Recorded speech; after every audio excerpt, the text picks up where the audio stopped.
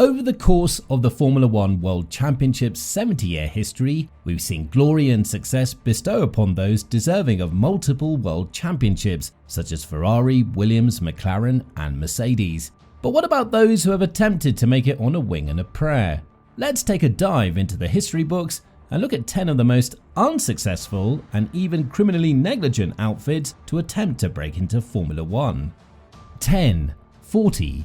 Claudia Forti wanted to make the jump to F1 after experiencing success in Formula 3000 and witnessing the demise of other teams who tried to do so too quickly, such as Onyx and Coloni. So Forti signed a deal with well-funded driver Pedro Diniz in 1992, which helped secure vital sponsorship for the team and lay the groundwork for their 1995 season debut. But despite the backing and preparation, their FG01 car was overweight, underpowered, and lacked a semi-automatic gearbox, which the rest of the field had adopted years before. In the season opening race in Brazil, Diniz was lapped 7 times by eventual winner Michael Schumacher, while Damon Hill lapped Diniz and their second driver Roberto Moreno 9 times in Argentina.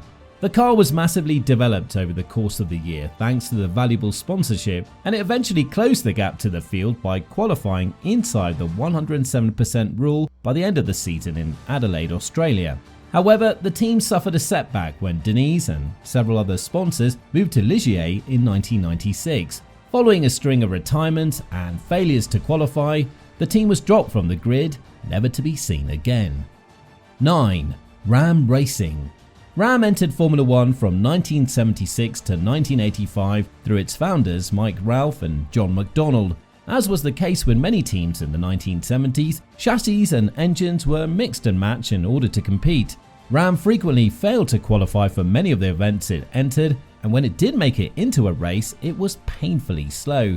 Ram finally developed and entered with its own chassis for the 1983 season after skipping the 1981 and 1982 seasons, but it was far behind the competition, qualifying for only 3 events, 2 with Eliseo Salazar and 1 with Kenny Atchison. 1984 was the team's best season, with both cars qualifying successfully, but despite the power of the Hart 1.5-litre turbocharged straight-4 engine, it was also hopelessly unreliable. It finished 8th in the season-opening Brazilian Grand Prix thanks to Jonathan Palmer, but the team folded after the 1985 season. 8. AGS. AGS was unquestionably a low-budget operation. Henri Julien ran the outfit from a small garage in France in 1986 with only 7 employees. AGS's fortunes gradually improved, culminating in a single point for Roberto Moreno in the 1987 Australian Grand Prix, followed by Gabriel Tarquini in Mexico in 1989. However, after attempting to build a new facility with funds from a major French sponsor, Bouygues, it all fell apart when they withdrew, leaving the team in a downward spiral. After being sold a few times, the team was left with little structure and capitulated after a strong start in 1989, failing to pre-qualify for the majority of races in the following seasons. It disappeared after the 1991 Spanish Grand Prix. 7. Zakspeed. Following some success in saloon car and endurance racing, founder Eric Zakowski decided to move into Formula One, powered by the Ford C100 engine found in Group C sports cars, but with the project already a year behind schedule, the package was out of date. Zakspeed frequently qualified for races but was woefully uncompetitive when it did. Martin Brundle achieved the team's best result at the 1987 San Marino Grand Prix, finishing 5th and earning the team's only points finish. However, Brundle's season hit rock bottom at the Austrian Grand Prix, where he was involved in 2 first-lap crashes off the grid before being disqualified for bodywork issues due to the 3rd restart. The team struggled in 1988 and could barely make the grid.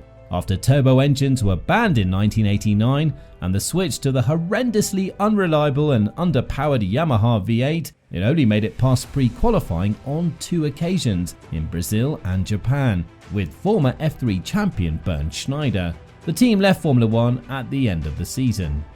6. Osella. After some success in European Formula 2, Osella expanded into F1 with Eddie Cheever, who had a strong F2 campaign in 1979. But despite the high hopes, the American driver only finished one race at Imola, failing to qualify or retiring in the others.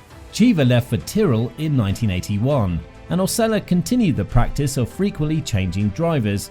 The team was known for its bright blue livery, and its best result was 4th place at the 1982 San Marino Grand Prix, driven by Jean-Pierre Jarier.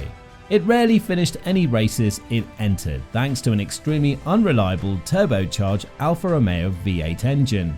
When turbo engines were banned, Enzo Osella quickly ditched them in favour of a Cosworth DFR, which showed promise in 1989, but the package was massively off the pace and rarely made it past the pre-qualified stage of a race weekend.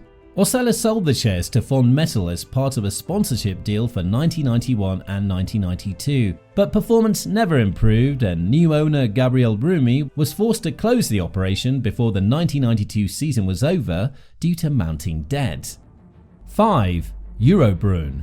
Following his success in the World Sports Car Championship, Walter Brune formed a partnership with Euro Racing, which had previously run the Alfa Romeo team in the 1980s, to form EuroBrune.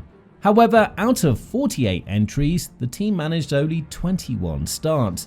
To add salt to the wound, funds were always in short supply, threatening the entire Brune Motorsport operation. Euro Racing quickly decided to withdraw their half of the team, leaving Brune with just a single entry in 1989, which failed to qualify at any event in the hands of Gregor Wojtek or Oscar Lalauri. In 1990, the team returned to 2 cars, but only made it past the pre-qualifying stage with Roberto Moreno in the United States and Mexico. Walter Brune eventually folded the F1 operation after 14 rounds of the 1990 season due to a lack of funds and huge debt. 4. Coloni. When the FIA announced that turbocharged engines would be banned beginning in 1989, Enzo Coloni decided to expand his Formula 3 team and grow an F1 operation alongside it. However, in 82 attempts between 1987 and 1991, the team only qualified 14 times. The team used Cosworth engines for the majority of its F1 career, but famously parted with the Subaru for the first half of the 1990 season, with the Japanese manufacturer taking a 51% stake in the team and providing Freeworks engines. To everyone's dismay, the flat 12 design proved hopelessly underpowered by nearly 400 horsepower and overweight by nearly 140 kilograms, meaning Bertrand Gachot's sole car never qualified for a race.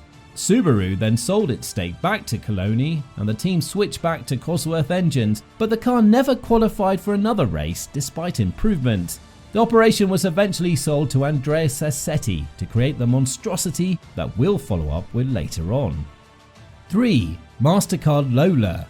Having been a reputable chassis manufacturer in motorsport for several decades, founder Eric Broadley desired to establish his own full-fledged F1 team. Prototype testing began in 1995 with Alan McNeish at the wheel, with the goal of entering the championship in 1998. Lola had secured MasterCard as its title sponsor, which appeared to be a significant financial coup, but the reality was quite different. Unlike most sponsors, the MasterCard Lola deal was tied to MasterCard customers signing up to the F1 club, which meant that money would be used to pay for the F1 team. The T9730 chassis, however, was based primarily on IndyCar technology and never saw the inside of an F1 wind tunnel. Another major issue was that Lola wanted to use their own in-house V10 engine, which was severely underdeveloped. However, due to delays, they were forced to use the Ford Z-Tech V8 engine that had powered 40 for the previous 2 seasons. The driver lineup, which included Benetton test driver Vincenzo Sospiri and 1995 F3000 runner-up Ricardo Rossit, looked promising when the cars arrived in Melbourne, Australia for the first race of the 1997 season. Having been forced to push its entire project forward by a year ahead of schedule owing to the pressures from MasterCard, the problems were laid bare. Both cars were more than 10 seconds slower than Jacques Villeneuve's pole-sitting Williams-Renault FW19, which meant they fell far short of the 107% rule. After such a disastrous performance, the team called it quits before the next race in Brazil and was never seen again. 2. Life Racing Engines. Now, we all like to see anything, in any environment, defy the odds and succeed, don't we? Well, Ernesto Vita attempted to do just that in 1990 with his Life outfit by running a W12 engine at a time when the F1 field was running V8, V10s and V12s with varying degrees of reliability. Vita purchased a stillborn chassis from the first racing team, which had previously experienced problems with its first chassis due to a temperature error in its autoclave. And the second chassis by designer Lamberto Leone was no better, regarded as only being good for a flower pot. Vita, however, persisted with this project. Unsurprisingly, the incredibly underpowered and ill-handling horror show of a race car that resulted was slower than the entirety of the Formula 3000 support series. Gary Brabham retired after 2 races when his car broke down just after 400 meters in Brazil because no oil had been put into the engine due to a mechanic strike. Brabham also revealed that the team lacked a functioning tachometer on the dashboard and had to borrow tyre pressure gauges from the already struggling EuroBrune team. Bruno Giacomelli was brought in to finish the season, but the car could never go more than 8 laps without breaking down. Due to a broken engine belt, the Italian's fastest lap at Imola was 6 minutes slower than the next fastest car, Claudio Langhi's EuroBrune. Vita persevered with the W12 concept with no success, before reluctantly replacing it with a Judd V8 for the Portuguese Grand Prix, but this was also a failed attempt because the engine cover no longer fitted to the chassis. The cover flew off the car during its first flying lap, forcing the team to withdraw from the season's final 2 races. The team never raced in F1 again, and the sole L190 chassis would later be restored and shown off at the Goodwood Festival of Speed in 2009. 1. Andrea Moda. Remember when Coloni sold his team? Well, here's what happened next. After being purchased by Italian shoe designer Andrea Sassetti, a deal with Simtech to run the team for 1991 fell through, forcing the team to wait until 1992 to compete with drivers Alex Caffi and Enrico Battaglia. The drama began right away when the team was barred from participating in the season opener at Kyalami for failing to pay the required $100,000 deposit as a new team. Sassetti argued that he had taken over the team and not formed a new one, but he didn't purchase Coloni's entry, so the FIA upheld its position. Sassetti then went to hire Roberto Moreno and Perry McCarthy, but the Brit was refused a super license, and when he finally got one for the next round in Spain, the car broke down before he even got to the end of the pit lane. The situation deteriorated further when Battaglia attempted a comeback with a massive sponsorship fund, and Sassetti wanted to replace McCarthy with the Italian, but the governing body refused the request due to the already strained relationship with the FIA.